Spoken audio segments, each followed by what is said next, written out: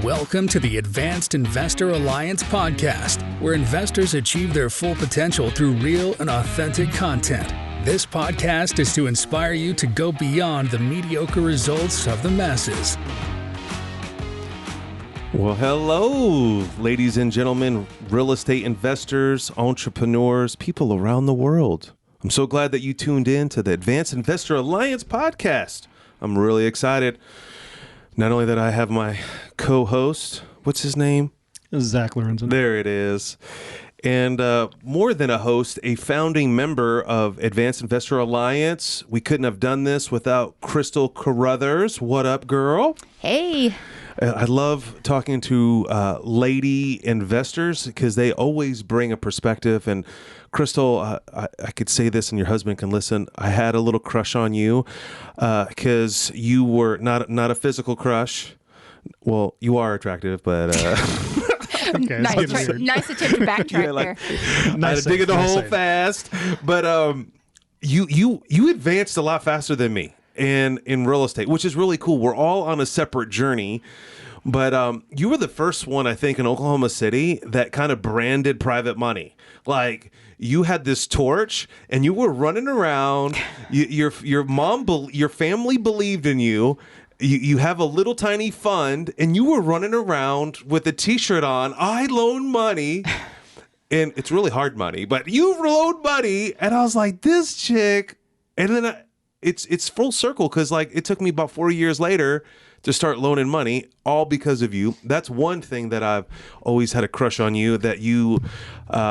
Then the other one is like you had an Arkansas property. And you were kind of Airbnb like a compound. And I was like, what does she do? Who is Crystal Caruthers? So this podcast has been on my list for so long to truly find out like what makes you tick, who you are, what are you about, and why in the world are you so diversified from lending to strip centers to Airbnbs. And then every once in a while, your mailings would show up on my desk. I've gotten a few of those too. And I actually was like, I'm like a weird stalker. Yeah. I like reversed engineered these emails, and I chased down Steve's email, your husband, who owned this wholesale company in Midwest City in my stomping grounds, and you were getting all these effing deals. I was kind of pissed. It really is a small community, huh? I'm like, who is this dominator? I mean, and I'm not hyping this chick up, folks. This gal, like, I would love just to talk about wholesaling in general because you were in the trenches for at least 2-3 years, maybe longer, doing 40 or 60 deals a year. I mean, you were just cranking them out, keeping them, thanks. And then every once in a while, I saw a crumb roll out. And so that's the Crystal Caruthers that I know. This underground female. Femon. Phenomenal. Anyway, welcome to your own show. This is your show. You own this. How's that? It's pretty awesome. No, thank you. It's funny you mention, how long we've known each other because the very first time I remember meeting you at one of the RIA meetings, I was standing there with my husband, Steve, and you looked at Steve and you're like, hey, how did you get your wife into the real estate business? Like, can you tell me?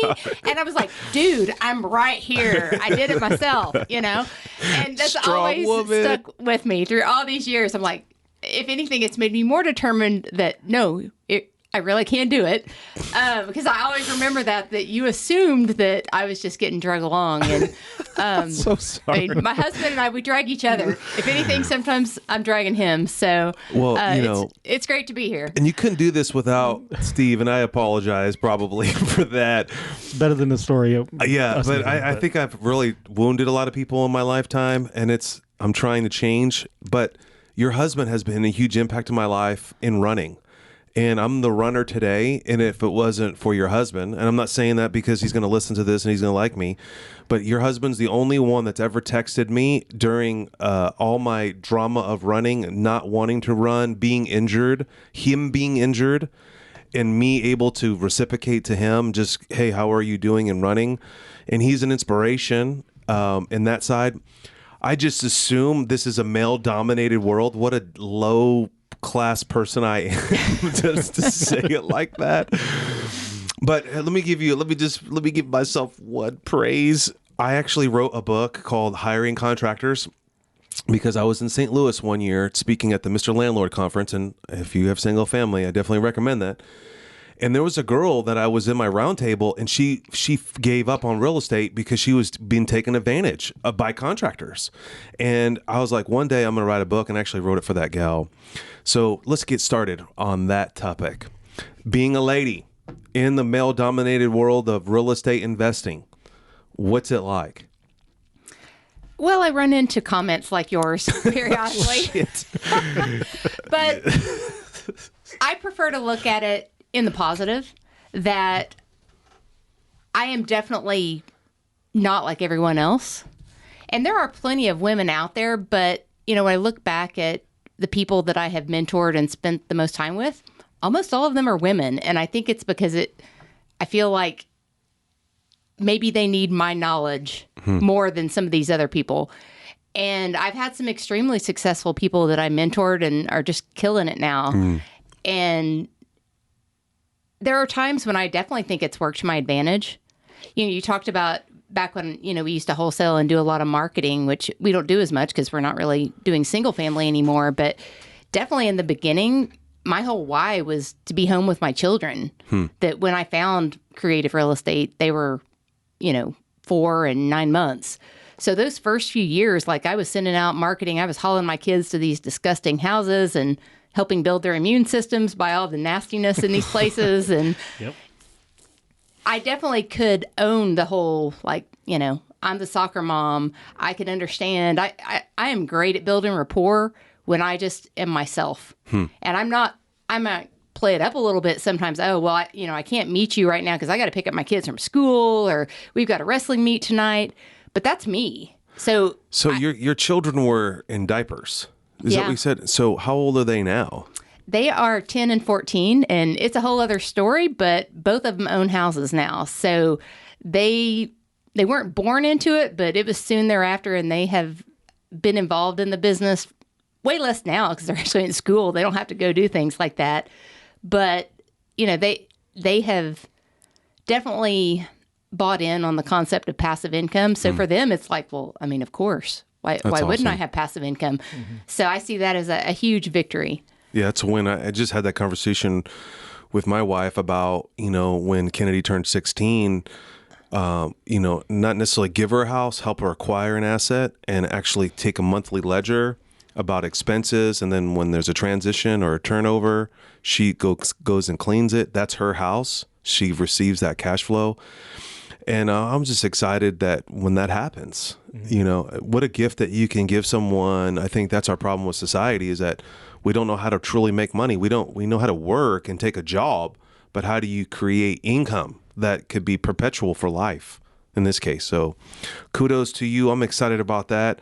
So let's get into your history. How'd you get into real estate? Like, was it Steve and you guys collaborated? I've heard Steve's story again at a RIA, remember OKC RIA 15 years ago? I think he stood up there, or 10 years ago, and gave his story. Was he his background? But what's your background on what's your side of the story? So I was always really good at math, and so people steered me toward engineering, and I'm like, sure, that's the hardest thing out there. I'm going to go do it. And engineering school was fine, but turns out I didn't really like being an electrical engineer.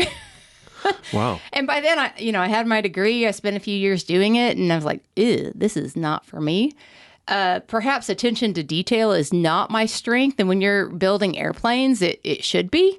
Yeah. So life and death. I'm much more social. I want to be around people. I'm not happy in a cube all day, and I'm not happy crawling around on my knees, checking wire harnesses on a plane.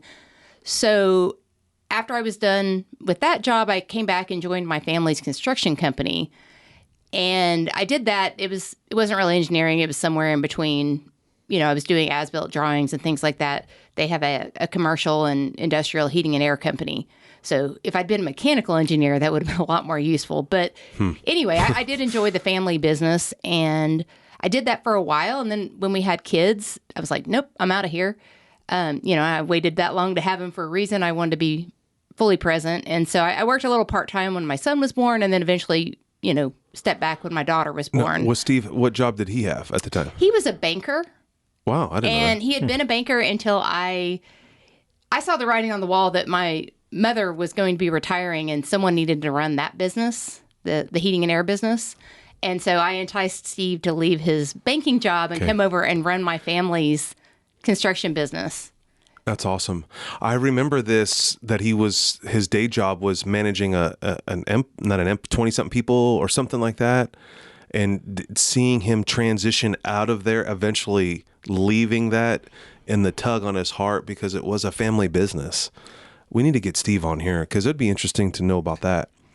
So what else? I was going to ask, what got you from that heat and air business into real estate? Do you have people in your family that were in it that you heard it from, or how'd you We get there? actually became accidental landlords when we got married because we met at speed dating and then we did the speed marriage in less than 6 months. Cool. And about 3 weeks after we met, he closed on a house that he had been building. So then we had 2 houses. So he You had your barely own? even, I had mine, he had his. Wait a minute. So you went to college, got a degree, got a job, and bought your own house? That was my second house, dude. Oh my God. Like, you're a little ambitious little tiger here. Females do that too, not just males. No disrespect. kidding. This is not a female thing, but I'm just saying, Messing with you. well, like today's society, like I didn't wake up until I was 27. How old were you? I was 30 when I married Steve, so I wasn't exactly a spring chicken. Well, hold on, Spring Chicken. You had 2 houses under your belt before you were married. Yeah, that shouldn't be so So that was around shocking. 20. Did you, Zach? 2 houses under your belt before you were married? No, I bought my first house just after I got married. Yeah, but still. see? That's rare. Yeah. I love how I guess I was nonchalant destined you for real are. estate. I mean, did someone, your dad help you? No disrespect to females. Like, I know this is turning into like anti-Steve Van Kellenberg show of women feminism. Listen, I'm just saying. I still can't wrap my mind around your independence. You're so strong. Even like, cause I don't know. I'm not even my son asks me to go walk with him somewhere. I'm like, dude, you can stay in the car for 20 minutes. I'll be right back. No, Dad. I'm like, what? I'm just impressed. So okay, I've coached a lot of people in my lifetime. People are so intimidated by the closing statement. People are intimidated by the process of getting a loan. People are intimidated by the inspections. People are extremely intimidated by the realtors and the verbiage and what they're saying and what's a LTV and all that stuff. Okay. So I'm just trying to wrap my mind around. So you are a very driven individual that you took the decision to go buy a house. How'd that happen? You weren't married. You were a single gal dealing with what I should be doing with my life. I know I'm not a electrical engineer. And you just popped a house out? I mean, did you have roommates? I mean, how did this all go down? You knew it was like a financial decision? There's more to the story, and I want to know. Well, I was living down in Waco. I was working for Raytheon. I was making a good living. I mean, I was still an engineer at that point. And I was coming to the end of my 1-year lease. And basically, I'm like, I want a dog. I don't want a dog in an apartment, so I guess I better go buy a house. Okay. And luckily, I had enough money. I went out and found one, and I managed to get that thing closed in time to get out of my apartment on time. And I do have amazingly helpful and supportive parents, but they definitely raised me to be independent. That's awesome. Like they're absolutely supportive, and if I need help, they're there. But they raised me to make good decisions and live my own life and do my own thing. Now, true, my dad didn't think I could cross the street and probably still doesn't think I can. But, I look back and this probably caused him great stress. But I actually spent a semester living in London when I was like 19. Wow. And you're incredible. Even then, when my parents came to visit me, my dad would grab my back every time I had to cross the street. So I'd been living in London for months, and he still didn't think I could cross the street. But it's not that he didn't think I could. He was just there to help me when I did. And, that is a wonderful gift. It's like that net underneath the Highline wire. I don't have to be as fearful when I make these decisions because I know my parents are not going to let me live in the street. Like that has always given me a great amount of comfort.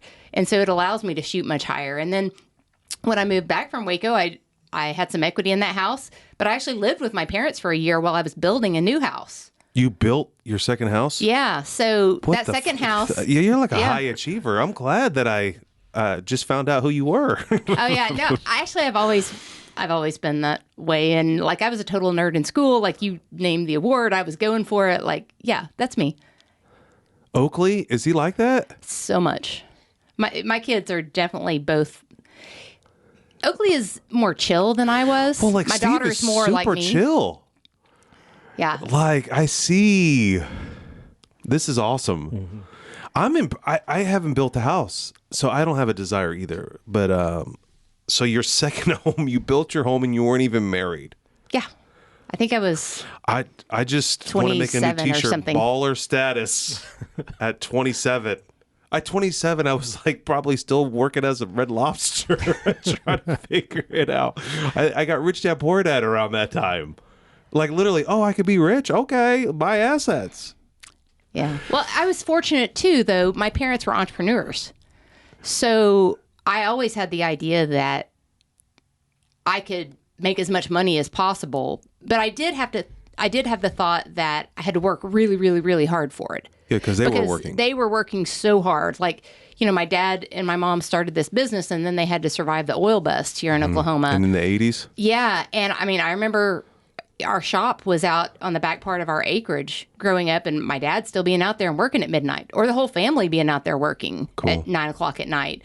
So if anything in real estate, I had to unlearn some of that because I would be getting in my own way because sometimes it's just too dang easy to make money in real estate. It's way, way easier than working in a cold building and freezing weather, hanging ductwork. So like I have a great background, but I've been able to build on that. No, it's fabulous. I love to see I just love to see where people come from. And I always have this mantra on my own self. It's like, never forget where you came from. Like that labor, I worked at McDonald's, at 14 years old, I was bussing tables at 11. I've never stopped working. I enjoy it. Zach, what questions do you have? Because I have 1,000 and I don't want to take over because Mike Lewis, I know you're listening and you keep texting me. Just shut up. So I will. Just, you're in commercial now. You have single family. I've had a lot of experience single family. What made you decide to go from that single family to the commercial? Good question. Was it? It was a combination of things. One was 2020 was really stressful because, in those early years, my husband basically, he worked and supported the family and he was always present in the business, but I was the full-time person trying to do it and being at home with the kids. So he would go at lunch and handle our rehabs, but I was handling everything else.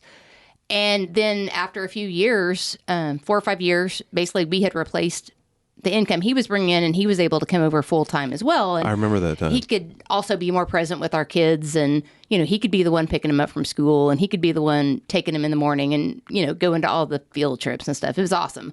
So obviously they had all those eviction moratoriums and all that stuff. We didn't know if people were going to pay. In the end, like it worked out fine. We actually had almost all of our tenants that paid, whether that was through a rent deferral plan or just because I had our property manager staying in such communication. We didn't run into huge problems, but it was stressful. So that kind of spurred me to start looking at different asset classes that maybe this wouldn't happen again. But then also that same year, I bought, I had an agent send me over a package of 17 occupied houses. And, we went back and forth for months because the number they wanted and the number I was willing to pay, like it just wasn't working out. And I'd step away from it for a few weeks and I'd come back. And in the end, we were able to negotiate a really sweet deal. I think I was in it at about 85% less repair. So it was a little higher than what I would normally pay, but they were willing to do a seller carryback. And so it allowed us to do less money down. We had a bank loan from the beginning And I actually had negotiated an entire seller carryback of 20% with the bank loan of 80%. I was like, woohoo, I'm going to buy $1 million of houses and not have a single dime. And the bank kind of called foul on that. So that didn't last too long. But we were still able to have a seller carryback to reduce that amount. It just wasn't the full 20%. And, 2020 had been kind of a sucky year to that point. Like I had not been going out to houses because the world was shut down and, we were homeschooling the kids and I couldn't be going out and going in people's houses. It's hard to remember now, but like everyone was so fearful. They didn't want you in their houses. Mm-hmm. Yep. And so we had shut down our marketing. We'd shut down a lot of our systems and boom, just like that, I just greatly improved my year with, 17 houses at once. I was like, okay, this commercial thing could work. But I originally was thinking, well, I'll just go find more commercial packages of houses. But then that led me to thinking about multifamily, and then I found out about syndicating multifamily, and then that's what I thought I wanted to do because it just seemed like a natural progression from Me houses. too. That's how I did it. Interesting. And so Steve and I joined some training programs, got in a mastermind, and we ended up doing a commercial deal out of that just because I kind of took that system, but the deal I found off market was a commercial building, not multifamily, because the system still worked. I could still raise capital, and frankly, the underwriting was a heck of a lot easier on a triple net, strip center versus, So let's tell us about building. that deal. Mm-hmm. Let's get into that. That this is your first deal, the first commercial. My first real commercial one, yeah. So that was just one that I had reached out to a broker that I knew because that's what everyone was telling me. If you want to get these large multifamilies, you got to build these relationships with your brokers and get to know them all and take them out pheasant hunting and, whatever, take them on all these boondoggles. And, I wasn't prepared to jet off in my private plane and go fishing in the Gulf or anything like some of these stories I hear. But, I started calling some of the brokers that I already knew. And this one guy out of Norman, I called him and he was like, well, I don't know anybody that has a big apartment to sell, but I know somebody that might want to sell a shopping center. Are you interested? And he had actually told me about it a little bit earlier, but I was not really brave enough to do it.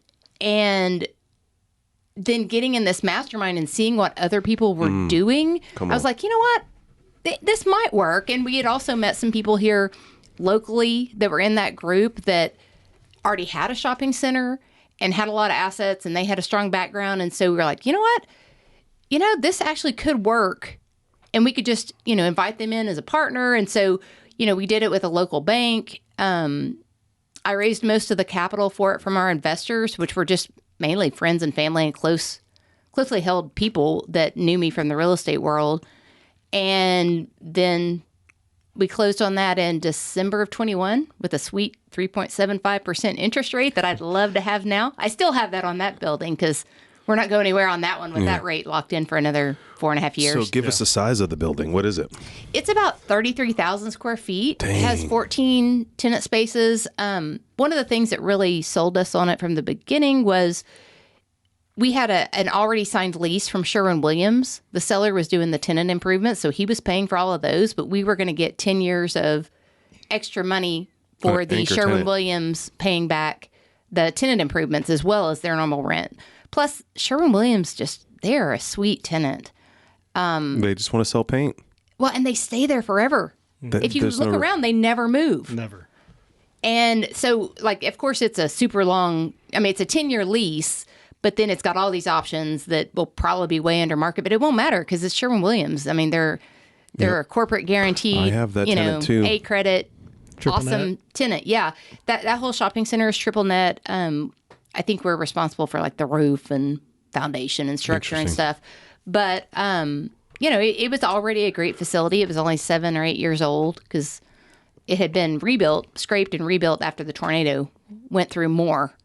And it's in looks Moore, brand Oklahoma. new. The yeah, concrete it's beautiful. looks It's off gorgeous. of 19th Street, right? Yes. Okay. I know what So that's been a great asset for us. Any struggles learning? This is you're cutting your teeth on the strip center. You got 17 units.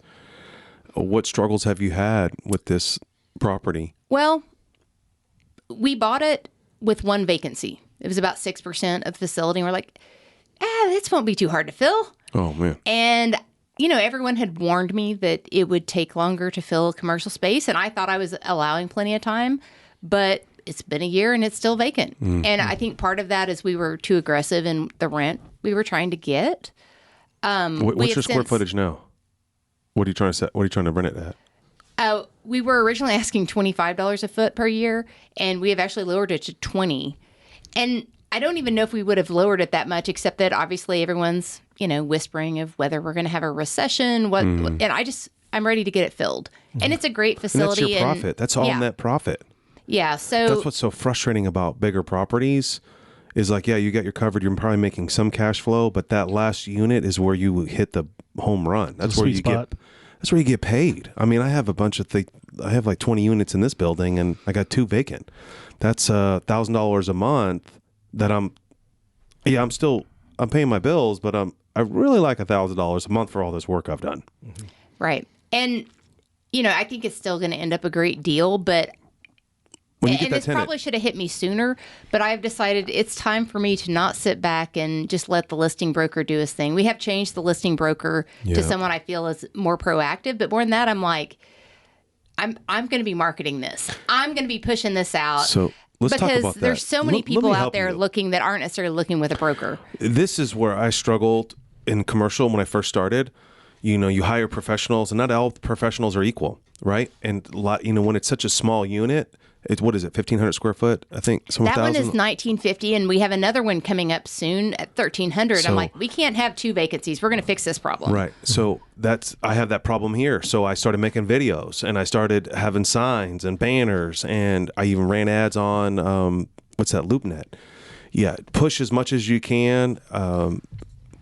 Good luck. I mean, but it will rent. I mean, you got to find the retail broker because it's a retail, really do the due diligence on that. Who's in more, who's dominating, that leases up all these spaces. Another idea you might want to have some revenue that I have on one of my properties is an ATM. Do you have space on any land out there in your parking lot? It's funny you mentioned that because I was thinking, that would be a way that I could increase the profit or negate some of this vacancy when it happens. And so I was speaking with our property manager yesterday because I attended ICSC at Red River back in January, which for those of you who don't know, that's a major conference with it's a ton of brokers and a ton of economic development people from cities all over. But they also have a lot of national brand tenants. So like Scooters Coffee, AutoZone, you name it. Yeah, like they weren't all there, but there were an awful lot of them there. And you could just walk up and down the row and talk to them, and even better, get their flyers that said, this is where we're expanding. This is the size we need. This is what our requirements are. And so I made a whole spreadsheet of all of that so that when I run it, because I'm an opportunistic buyer, a bargain shopper. And so when I run into the one that's the right one, I can look back through my list and perhaps before we ever close on this, have this printed. At least that's the goal. Pre-leased. And then funding would be so much easier. I love it when hey, I'm acquiring this asset and here's my 5-year lease. Yes. I mean, like you've taken all the risk out of it. Yeah. Like it'd be so easy at that point. So one of the companies down there I met is actually like a water and ice station. It takes two spots out of the thing. And they're all through Texas, and they actually are known for having high quality water and ice, which that's one thing I've gotten as feedback is that some of those really have lousy, like, at the end of the day, you'll have a bucket of sand down in the bottom of your ice chest. Yeah. Because some of those, I guess, are kind of gross. Yeah. So I would never want to do that. And I'm still not sure if I want to give up that parking. But, I'm open to putting an ATM in there. Like I talked to some people about the electric charging stations because I know various people are monetizing for that. And I think that could possibly work. How about Amazon? Distribution box? You got the apartments right across the street, right? I wonder if that Amazon box might work there. Or an Amazon location. Maybe even the chargers, too. The apartments don't have them. That's a good idea. And so the other anchor in the facility is a really well-known bar and restaurant that's been there a long time, and they fill that parking lot. It's amazing. So I had wondered if the charging station actually would be useful because people would basically go to the bar and charge their car. Some of the other spots aren't maybe things that you would spend as much time in. It's our other tenants are things like Miracle Air or State Farm or a liquor store. Do you have an insurance agent? State Farm. Okay. Oh yeah, you were naming those off. Yeah, those are a couple of our other tenants, and we've got great tenants and a great mix. So whatever I do, I want to make sure I'm not going to upset the balance of the shopping center. I don't want to put anything that our tenants might think is low class or Marijuana? Unhelpful. We actually do have a dispensary in there already because it's Oklahoma. Of course, we have a dispensary already. And every corner. Every corner. Did it get vote passed yesterday? The other day? It did not. It failed. Okay, let's move on. All right. So, Zach, you got a question in there? I've got quite a few actually. What? Go. So you have the strip center. You have industrial. We know that too. Do you like one better than the other, or you? Still It's trying to kind figure of it out. early to even have a strong opinion, but right now I'm really loving the industrial building just because it's very hands off. That being said, it's a facility we got really, really cheap on an auction site, and it's vacant. And so now our task is to rent a 90,000 square foot industrial building in a smaller town. But you buy it cheap enough, and I'll take that swing. Mm-hmm. So, we have multiple exit strategies. We aren't completely crazy. And so, we'll rent it to a single tenant. I think the most likely choice is we're going to have to subdivide it because not that many people may need 90,000 square feet. Indoor racetrack. I don't know if Bicycle. this town could support it. Like, I have looked into, conversions to self-storage. I talked to a guy recently about Distribution that. center. Is that what it was? It's in McAllister, right? It's in McAllister, which is conveniently kind of on the route On the 44. from Dallas to Tulsa, because a lot of trucks will go that route because it's cheaper. They can avoid some toll roads and things. So How big is the parking lot? the parking lot is one of the downsides. I don't feel like it has as many parking spots as it needs to be a manufacturing facility, but that is what it was before. The previous business that was in there just leased some parking from another how many area. spaces is it? Do you know? 46, I believe. Is there land nearby? I mean, that you own? Not that I own. So there are some vacant spots that I intend to reach out and see if I can talk these people into letting me buy it. But that is definitely one of the deterrents. But as one person that I met at my meeting the other day, like, I was so blown away by this idea because it hadn't occurred to me. If we do subdivide it, we can basically make just like little roads and paths in there, and they park inside. We got it for less than $6 a foot. If we give up some space for parking and driving inside, that's fine. And now we can just upsell it as, hey, you don't have to park your service trucks outside where someone could break into your toolboxes. We're going to rent it so cheap that you can park it on the inside. Could it be made into like a indoor boat and RV storage with it being close to Eufaula Lake? We considered that. The problem is not all the building is tall enough for that. Gotcha. So those are the two things that are not great about this building. It could use more parking, and I would love it if it were taller. Some of it is 20 feet tall, but a lot of it is only 12 feet tall. And so I wonder if, it would be too tight for that. Have you reached out to the city? Yes. In fact, the city has been so helpful. That's been an eye-opener that the local economic development guy, frankly, he knows more about this building than our seller did. Like, he was giving us all the information on all the utility, loads and things that we could be putting in our marketing. And he even reached out to the Choctaw Tribe's economic development person because I guess they work in conjunction a lot.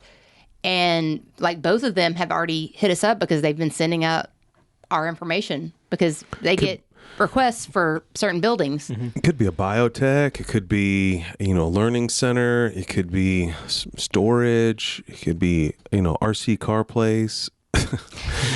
One thing it can't be is a grow facility because the high school and the middle school are right there close to it. Is this something that the ammunition plant could utilize for storage? Or I wondered about that too. Government contract. I did reach out to the school system because I had heard a rumor that they were looking for space, but after talking with them, it wouldn't really work for them in their budget, and because it was way bigger than they needed. And I think for security issues, they were worried about having just part of the building, but they were actually looking for an athletic facility. That's exciting. I mean, I don't know. This is why I love Advanced Investor Alliance, right? We're just kind of brainstorming, trying to figure it out. But the great thing is like someone knows someone that knows someone in our network. There's like 4 or 5 people that I would call, and this is the calls that I get. What do you come up with? And it's just got to find that key that gets into that lock, and it turns. Good luck with that. It's going to be exciting. Yeah, we'll do a follow-up case study after we get it at least. So my underwriting, basically I was allowing for 2 years of having to hold it before we got a tenant. And we don't have to get anywhere near the market rate because we just got it so cheap. So like, what do you think you're going to advertise per square foot? $2 a foot. And the market rate is $3 to $4 a foot. Yeah. So the feedback I was getting from the city is that the previous seller was just really hung up on getting like $325, $350 a foot, and we don't have to do that. If we can lease it by the end of year 2 for $2 a foot, so half the market rent, we will more than triple what we bought it. Yeah, I think your customer is like a up and coming entrepreneur. What comes to my mind is a packaging facility, someone that supplies specific things in Tulsa, Oklahoma City, and those areas that could, you got to look at, they buy in bulk and they need to store it. What's their ratio of how long they hold that product for from China or wherever? That might be the real play. Someone that's in that transition of growing to the next level. There's a guy that has popped in my mind that I've helped just recently with a facility in another state. And he's a packaging company providing packaging supplies to retail clients, and he buys in bulk. He has a exclusive contract for this packaging. I wonder what it would take to have 10 or 15 containers there, and you might have to show someone the ratio of savings by renting this facility for $5,000 a month, this certain space, and ordering, getting it at a 25% discount, and it would, and now you don't have to wait 5 weeks for a container to come in. You could store containers in there. I mean, if you got the big 20-foot door to get it in, you can drop them. There's a lot you could do. Yeah. You can have a giant flea market.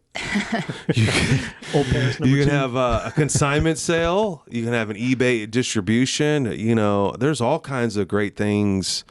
I definitely would just push the city. I would have a meeting with the chamber, with Tulsa, Oklahoma City, and get with those 2 chambers, economic development, and get your packet together, your deck sheet, and just go to town. Then hire a VA, $10 an hour, $5 an hour, and just blast every economic development, and then blast these demographics, a young entrepreneur that has this line of business, and then direct mail all those people, not direct mail, email.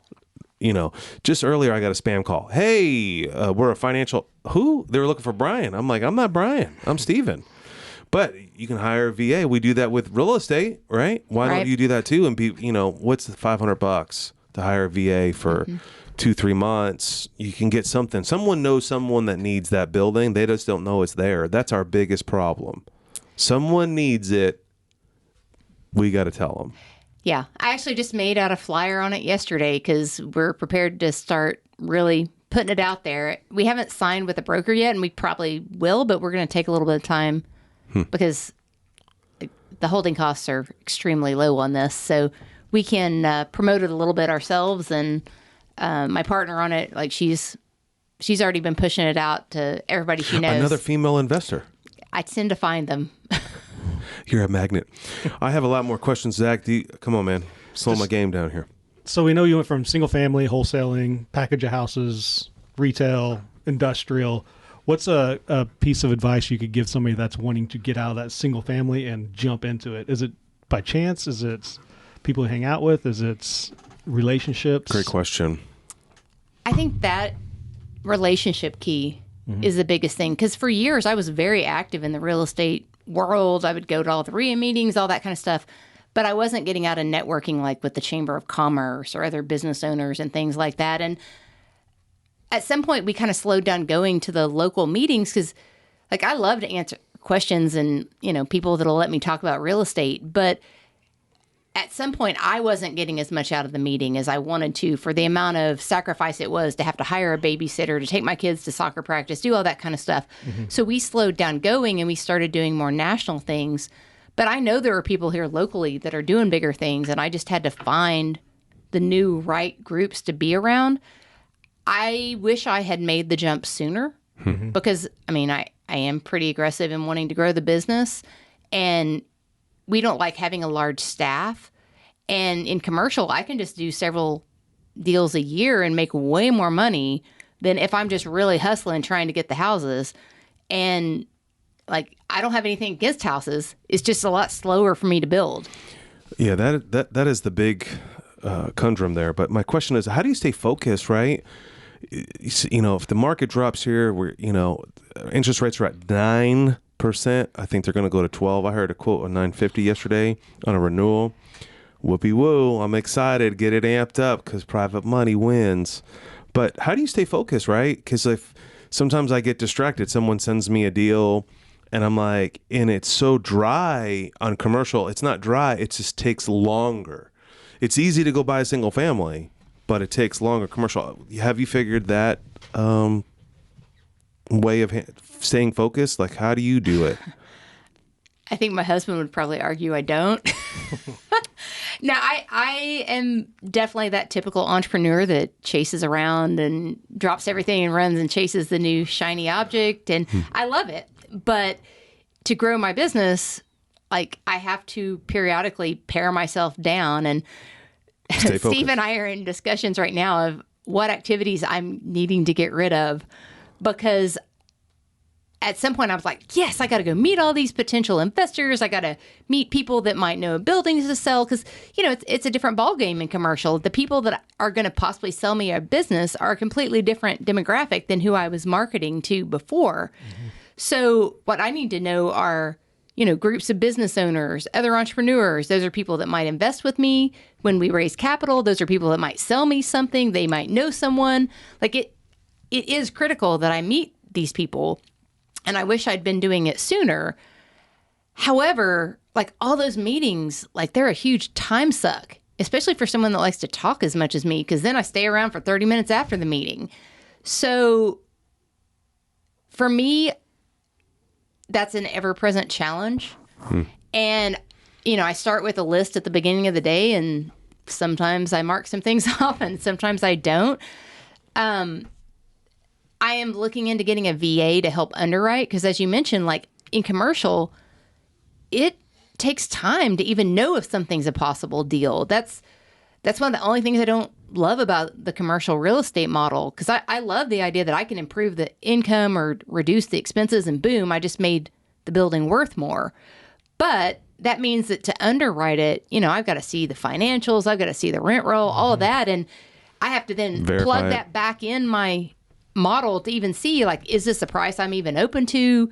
Like, what are they, you know, and this thing where they don't even tell you what they want for it, like, that's a little crazy. Where you have to, you know, just come up with a number. An offer. Yep. Yeah, and so you have no idea what, you know, if you're wasting all this time on something that they may be wanting you to pay a 3 cap for. So, you know, if I can improve some of that, where I have some, maybe a VA underwriting some of the stuff for me that then I could just go back and check, that would definitely speed it up. I'm definitely trying to take myself out of some of the business. We moved we are not self-managing anymore. We had always had our own property management company, and we had employees, and they didn't even know my name, the tenants, anymore, and that was great, but it still used up a fair amount of our time. So as of April of last year, so almost a year ago, the last of our houses went out to an external property manager, and it's gone pretty well. I mean, if anything, the biggest hiccups have been in the accounting side of things. You know, it wasn't that big of a jump in cost compared to what we were paying our employees and what we were paying someone else now. You know, you can't get away from the fact that no one's going to care as much as True. If your vacancies are filled as much as you. They're not that motivated, but they are. Yeah. So, I mean, I think that's reasonable. And when I think back, you know, it's not just a quality of life thing that I'm happier not having to worry about those things on a day-to-day basis. It's also the fact that, you know, in our business, I am the acquisitions person. So if I'm worrying about property management, I am not doing the things that actually make us money. You know, what's the saying? You make your money when you buy and you keep your money when you manage. Well, if I'm too No, I busy think keeping it, I'm not making it. No, I trained myself 20 years ago. I still write myself a personal private check for my property management to my company. I have a separate company, but one day that check won't go to that company. It'll go to this company, and it should balance out. Again, density of pain and the skill of the people. But training new people, if my property manager left tomorrow, I'd probably outsource that as well. So let's wrap this up. What advice? I love that you are pro-women, and which is incredible, because I think there needs to be more real estate women. On my podcast on the Savvy radio show, I talked about a great female. It's like the Diaries of a Female Real Estate Investor. It's a phenomenal book. I'll text it to you. It's a great book about this gal that started in real estate, and she was on the edge of, she was divorced and had 2 kids, and she became super. She just hit I follow her. She just hit the bestsellers list. What advice would you give a gal that wanted to get into real estate, especially commercial? What would you say to them? Or her, or hi, them, who, guy, it, whatever. LB, somebody. The commercial world is definitely a good old boys club. And it's not necessarily just excluding women. It's also just if you didn't come from the right background. Or you're young and ignorant. Yeah. So it's like you get to talking to some of these brokers, and it's like, oh, well, my dad was a broker, and my brother is a broker, and my uncle is, like some of these people are born into it, or they come out of like pedigree schools. They come out of finance jobs or something where they've been working with Goldman Sachs and whatever. So it works right in hand with what they're doing now of raising capital, and they've already got all the contacts with hedge funds and family offices and all that kind of stuff. That being said, like, it doesn't have to stop you. And so that's been one of the things that, if anything, I'm maybe too stubborn about, is I am determined to take my single family, grind it out in the trenches background of buying straight from sellers, prospecting, finding my super cheap deals. I'm still working on fine tuning that in commercial, and I'm not opposed to working with brokers, but I feel like that is kind of my superpower, and I would be crazy to not, It's awesome. Use that. So I would say for any women getting into commercial, just be prepared that, some of these brokers and stuff are not going to be real open to you, and just don't let that stop you, because if anything, it will make you more memorable. You're going to be maybe that only person that looks like that in that room, and they may not remember all those other old white guys, but they're probably going to remember you. Mm-hmm. So use that to your advantage. And I think, young people that are trying to get into commercial, guy or girl, I get that feedback all the time. I can't get any traction with anyone. No one will talk to me. No one will call me back. And I'm like, they just need to see your face over and over and over, just like the meetings that we go to, over and over. And then when someone's going to sell a property at the right time, I love buying direct, but I've had brokers, how I got the Family Dollar. That deal busted that Friday, and that broker, I happened to cross that individual's path, and before even looking at it, I said yes. And then I did the underwriting. Wow. But that's just opportunities, and that's just being faithful and continuing to grind it out over and over and over again. It's not for the faint at heart. If you want to get rich quick, you can with commercial, but it's not that easy. It's just it's a long-term game. You might get rich off of one deal, but the fact is you may have made a whole lot of offers. It's kind of like the argument with wholesaling. Oh, well, it only took you 2 hours. You didn't earn that $6,000. It's like, yeah, but I earned it in the previous 50 offers that I didn't actually get. Yeah, that's an uneducated person. Anyone that talks like that, I'm like, done. No. There's so much more to the game, and just the pain and anguish just to get to where you're at right now. But the young person or young new female or it doesn't matter what age you are. You just need to stay the course and get involved and network and learn and ask questions. So it's just, I think that's the most important thing. I think no one knows this game. It's just, and every commercial deal is 100% different. I have not had any duplication. Now, single family, sure, every house I own has a gray paint. There's a lot of duplication. But in commercial, it's just, is it a white box? Is there tenant improvements? Is it underwriting is the best thing? I can't imagine 90,000 square foot at first. I think I have to go to the bathroom. Because it's like... There's like 27 bathrooms, so you could find one. I may use all of them. Just when you said that, I was like, 27 rolls of paper comes out to $10. What's funny is I really don't know how many bathrooms there are, because my partner called me. She was like, yeah, so the contractor found another bathroom and also a couple more overhead doors. It's like, how does that happen? Those are expensive. Like they were behind, the bathroom, I guess, was behind a piece of plywood. And the doors, like they sheetrocked over them. You need to do a YouTube channel on this. Yeah. Like, you need to go record this and show and put this on your Facebook or put this out. I'll share it. Someone may need it. I think this is going to take an army. It's going to take more. I have there's some members of AIA that that popped in my head that I think would be perfect to assist you in this situation that's dealing with 30,000 square foot office spaces and cutting it up. We visited one of them before. So, all right, Zach, let's end. We can go on for days. I love listening to you, and I'm so glad I finally get to truly meet you and see your tenacity. You're an inspiration, hopefully to ladies and men, everyone that wants to be a real estate investor. You need to be friends with Crystal Caruthers. She, I've known you for over 10 years and you've just been consistent this whole time. I just think it's fascinating that I would run into you all the time behind you on wholesaling. It was really frustrating because you were mining all of the deals in Midwest City. That was your little zone. That was my little secret weapon. I do love Midwest City. And I'd never told people. And I was in there for a long time and I kept bumping heads with you. That's why I still focus on the east side because I knew you would never get over there. I actually do have a couple on the east side, but they were in that big package. So yeah. Smart woman, stay out. No, I'm just playing. All right, Zach, let's wrap it up, my friend. Yeah, I think we need to wrap it up. And all right, so there's Zach again with let's wrap it up. Let's wrap it up. So is there a book or anything that has inspired you besides The Savvy Landlord? But I'm just playing.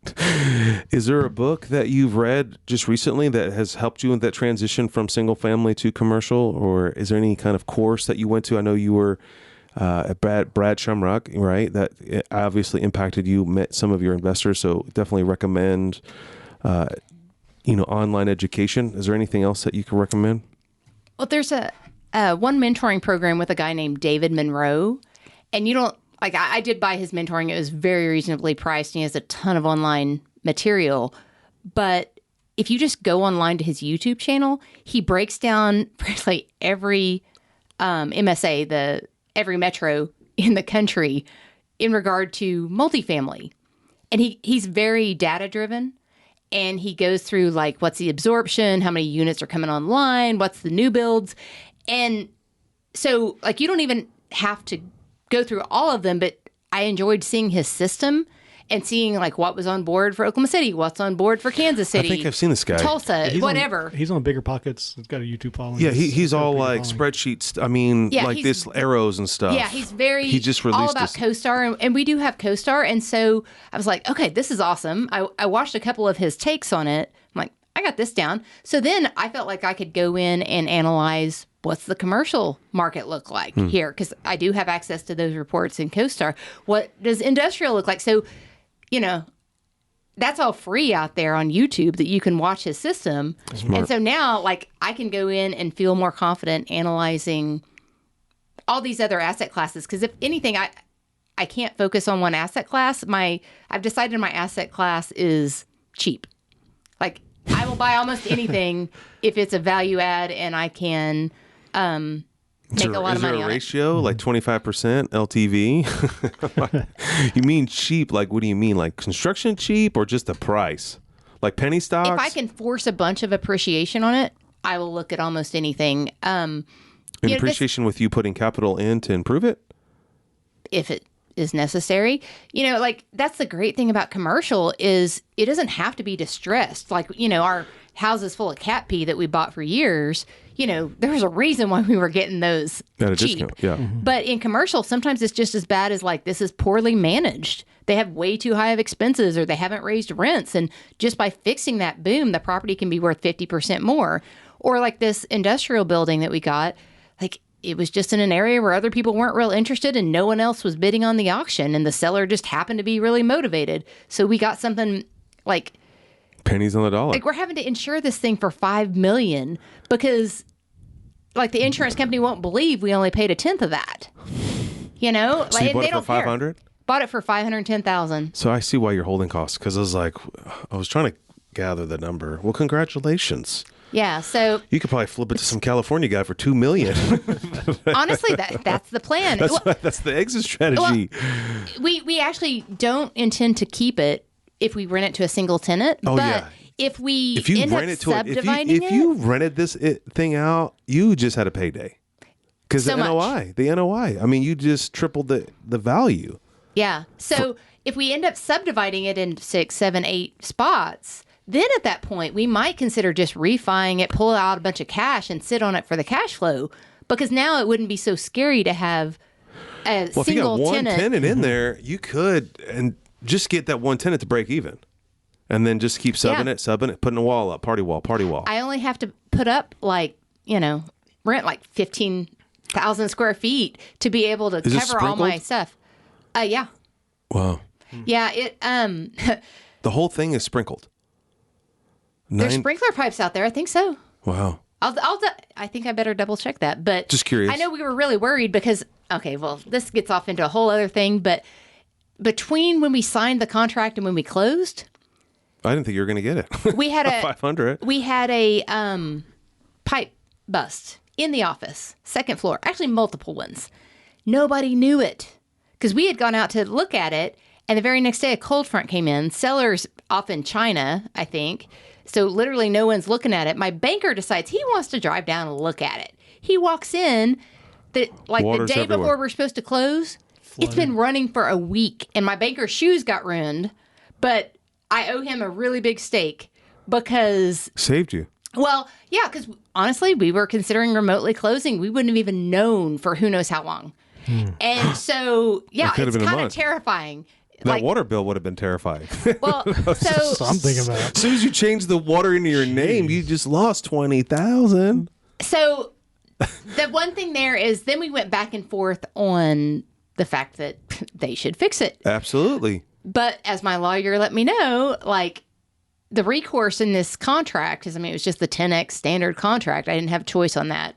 It was basically either I could get my earnest money back, which was non-refundable at that point, but they were in default. I could get it back or I could close. Those were my only two options. He's like, so if they're offering you anything and it's this good of a deal, then you need to just buy it anyway. I was like, dang it. Did they give you anything? We did end up negotiating for $15,000, which we end up finding a really great contractor down there, and it's going to run about double that, but we're going to have beautiful new offices. And, we're going to head and fixing a few other things. So, since we had damage to half of it, we went ahead and painted the whole thing. We went ahead and changed out all the lights. But that's another thing is we found out that we can get some rebates on the lighting we changed out. So that's not even going to be a pure loss. And it looks like we could get about 70% of it paid for if we change the lights in the warehouse. We're supposed to end here, but I'm getting excited. I'm getting really excited. Are you going to do cost egg? That's the same question. It depends on whether we keep it. Oh, yeah. Because I did talk to Mike, your last guest. And that was because of you. Yeah, love that guy. And I just hired him again, so he owes you another steak dinner. I just wrote a check to that dude. Not joking. I hired him. He's great. And so I had reached out to him about this because honestly, that was part of what was driving us to close so quickly on this is we wanted that depreciation for last year. But when you factor in how cheap it was and the fact that it was an industrial building. But you can get this for free. Do you understand that your cost seg will probably But our plan is to immediately sell it, so we're just recouping it. If I have my way, we're not even going to own this by the end of the year. You can pay it back. You can pay back. Oh, we can. But I have investors that are not real estate professionals, and it impacts them more if we do that. I see. You're a great syndicator. You're very nice to think about other people besides yourself. I try to be a good human. Yes. Yeah. I wish we all were. That's awesome. And I want them to continue to invest with me, so if I make bad decisions, you're right. It doesn't make sense. You're right. You're 100. I mean, it doesn't make sense. I wouldn't. I mean, even on that hiring that, I sent it to my accountant. Hey, should I do cost egg on this? She emailed right back. Oh, absolutely, because I'm going to keep it for 7 years minimum. The contract that I have on it, I already pre-sold it to someone on an option contract, but I was like, I can still take all that depreciation for the next 5 years. My contract on that last acquisition is 5 years. So take accelerated because, Biden moved it down to 80% this year. But they also added the other one with improvements and energy efficiency, where you can get credits for that. I just put in some energy efficient lights. Mike touched on that. We're going to do another podcast on him. I can't remember exactly what the new law or bill or whatever it is, but yeah, I did hear that in your podcast with him. It kind of got my mind racing on that too, because I do love to not pay taxes. If you don't mind, yes, that is like we should. Now, this was just the first podcast with Miss Caruthers here, but the next one you got to come back in a couple weeks if it's okay with you on taxes. Sure. Because I went to your class and I was dumbfounded. Like I knew about 35% of what you were saying, and I kind of work at an accounting firm, and I was like, okay, let me verify this. And I verified a couple things. Okay, this chick knows what's going down, and I'm like, I'm paying way too much in taxes, so let's definitely do that. If that's cool with you. Works so for me. I just obligated you. Close. All right, Zach, I'm not going to ask you another damn question because you're like, yep, that's it, let's wrap it up. So, all right, no books. Have you read any books? Honestly, Tax-Free Wealth, I think that's what it's called, by Tom Wheelwright. Okay. Like, I love that book. That may be my favorite real estate book, and it's not even real estate, really. But Tax-Free Wealth, yes, that is on the Rich Dad Poor Dad series. Yes, it is an eye-opener of why, if you're a real estate professional, you should never be paying any taxes. So if you, listener, go get that book, we'll have a meeting, a luncheon with Crystal. How about that? And I should say, I am not an accountant. I'm just a nerd that really likes to not pay taxes. We're going to have, for AIA, we're going to have a kind of like a once a month kind of a lunch and learn, a little podcast, but it'll be good to do that. Whoever, if you can text me or message us on our Facebook at advancedinvestoralliance.com, that's Advanced Investor Alliance, that you can text a picture or email a picture that you bought that book. We'll send you an invite for a lunch with Mrs. Caruthers. How's that? And I'll be there too. Like lots of fun. Everybody loves talking about taxes. Yeah, no, it'll be a good book to get. I'm going to get mine. I'm going to take a picture. I'll put it on Facebook. I'm going to tag your little butt in there. And I just obligated you because I could just force you to have lunch. She loves to teach, and we're so glad that you're a founding member. We're so glad that you have MC skills. I heard last week or last session, I wasn't in town, that it was fire, that you covered 2 deals and some personal growth. And Steve brought the thank goodness we videotaped all this, so I can't wait to watch it. But our next podcast is going to be on takeaway. So we really appreciate you, Crystal, and everything that you've done and contributed to this new venture that we're all going to benefit from as a community and also around the country. You should be in commercial real estate. It is the future, and you want to build wealth. This is what you need to do. We'd love to meet you and connect with you, and hopefully you'll be at our lunch coming soon. Have a fabulous time. Thanks for listening to the AIA podcast. Stay motivated by listening to our other powerful episodes at advancedinvestoralliance.com.